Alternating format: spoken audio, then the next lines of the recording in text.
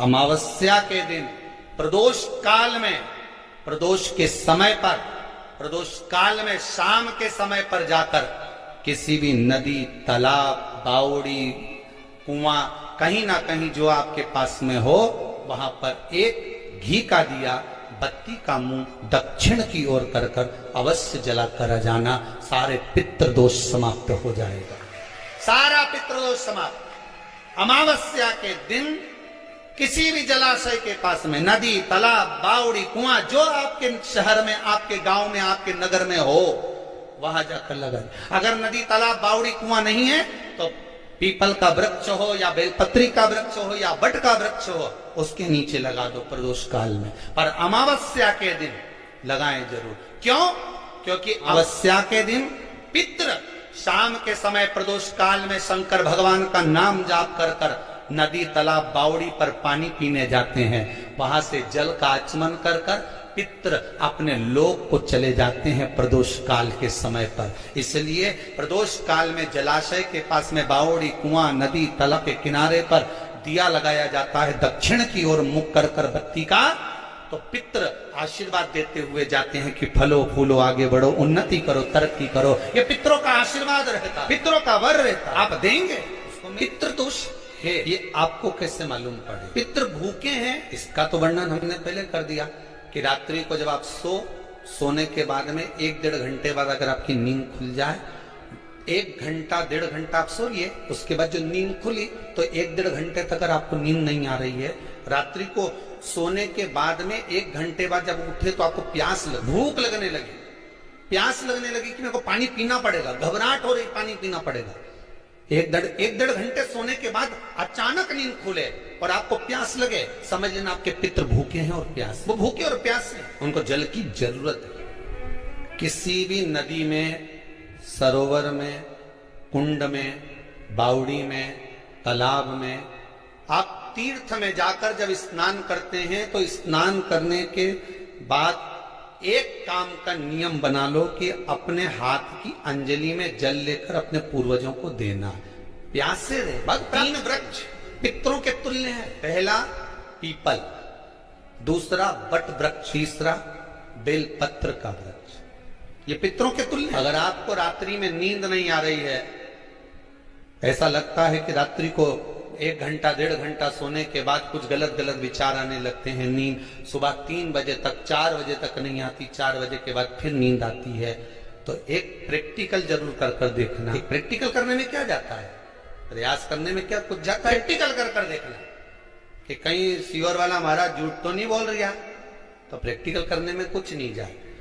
1 लोटा पानी लो, उसमें थोड़ा सा कच्चा दूध डाल लीजिए, बेलपत्री का पेड़ या पीपल का पेड़ या बट का पेड़, इन पेड़ के नीचे ले जाकर उस दूध को दोपहर में सुबह 10 बजे से लेकर 12 बजे के बीच में ले जाकर चढ़ा दीजिए। रात्रि को फिर ना आपको प्यास लगेगी, ना भूख लगेगी, नींद एक बार लगी तो सुबह ही खुलेगी।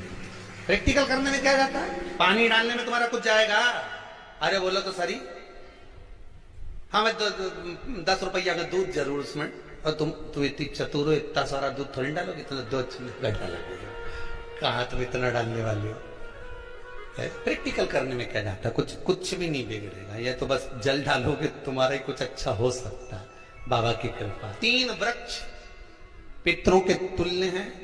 पहला जम के बोलिए पीपल, दूसरा बट वृक्ष, तीसरा बेलपत्री का वृक्ष। 3 पीपल के वृक्ष में 52,000 ब्राह्मण एक साथ निवास करते हैं, इसलिए पितृतुल्य। बट वृक्ष ब्रह्मा जी के मस्तक से बना, इसलिए पितृतुल्य। और बेलपत्री का वृक्ष माता पार्वती जी के अश्रु से बना। जब आंसू गिरे थे माता जगत जननी जगदम्बा पार्वती के, उस समय पर पितृलोक में हलचल उत्पन्न हो गई थी। हमारी नातिन की आंख में आंसू कैसे आ गए? मैनावती की पुत्री, पितरों की नातिन, इसकी अश्रु कैसे गिर गए? पार्वती जी ने कहा ये आंसू नहीं, मेरा पुण्य भाग प्रकट करती हूं बेलपत्री के रूप में। तो पितरों ने वर दिया था कि ये बेलपत्री का वृक्ष हमारा आशीर्वाद है इसके नीचे अगर कोई दीप लगाता है, शिव को स्पर्श कर चढ़ाता है, उसके पितरों की शांति होगी। हम स्वयं उसको आशीर्वाद देने के लिए पधारेंगे। बेलपत्र का व्रत। तो रात्रि को अगर भूख लग रही है, प्यास लग रही है, तो पितृदोष। दूसरा पितृदोष का लक्षण बताया, घर में कोई शुभ कार्य ना हो, वंश की वृद्धि ना हो। 1 रुपए कमाओ, 1.25 रुपए खर्च हो रहे हैं, पैसा 10 जगह से कमाई आ रही है पर घर में टिक नहीं पा रही है, आया गया, पितृदोष। जरा सी कटोरी पड़ी है, उसके पीछे विवाद चालू हो जाए, पानी ढुल गया, उसके पीछे विवाद हो जाए, या छोटी छोटी बात में घर में क्लेश मचा हुआ है, पितृदोष है। समझ लो हमारे पूर्वज हमसे खुश नहीं, प्रसन्न नहीं। मौका लग जाए, सारी दुनिया के लोग तुमसे कह रहे हैं तेरे घर में पितृदोष है, 1 रुपए कमाते हो, 1.25 रुपए खर्च होता है, मानसिक टेंशन बना रहता है। घर में एक व्यक्ति बीमार है, ठीक हुआ, दूसरा बीमार पड़ गया, दूसरा ठीक हुआ, तीसरा बीमार पड़ गया, तीसरा ठीक हुआ, चौथा बीमार पड़ गया। मतलब कहीं ना कहीं पितृ का भाव, पितृदोष का वर्णन। किसी ने कहा तुमसे कि तेरे यहाँ पितृदोष है, तूने ब्राह्मण को भोजन करा दिया, पिंडदान करा दिया, तर्पण करा दिया, तिलांजलि करा दी, गया जी का श्राद्ध कर दिया, हरिद्वार चली गई, वहां पिंडदान करवा दिया, ब्राह्मण भोज करवा दिया, तिथि पर भोजन करवा दिया, सब कुछ करवा के देते। अब एक काम और करके देखो, एक काम और करके देख लो।